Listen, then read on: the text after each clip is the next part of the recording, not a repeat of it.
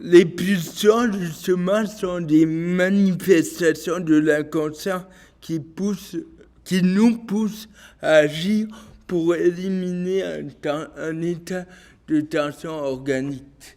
C'est fou. Je crois avoir deviné que pour Freud, le bonheur, en ce sens, il se rapproche de Schopenhauer, c'est une absence de tension. Et en ce sens, la conception Schopenhauer, peut-être reprise par Freud, du bonheur est purement négative. Et Anthony Storr, oui, il dit, pour Freud imagine difficilement qu'une tension peut être un moteur dans la vie. Et justement, c'est peut-être ce qu'il appelle le principe du nirvana, c'est de tendre à l'annihilation de toute tension en nous. Donc l'organisme tend à éliminer les pulsions pour viser la détente.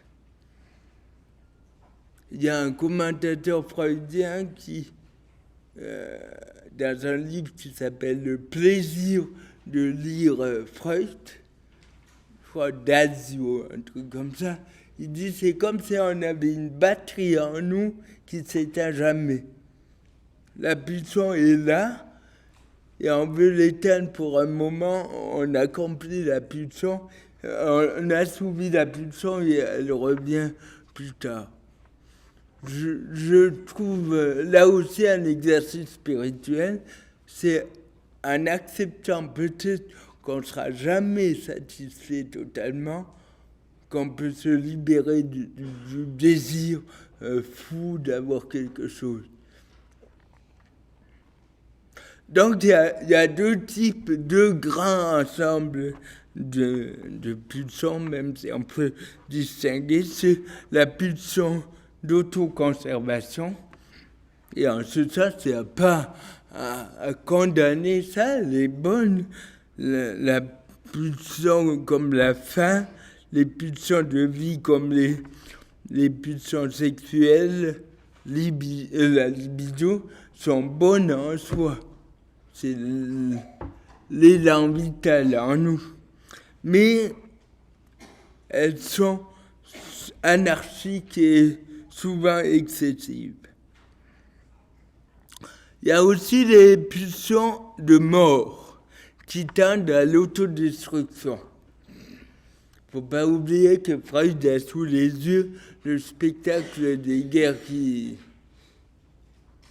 et du nazisme.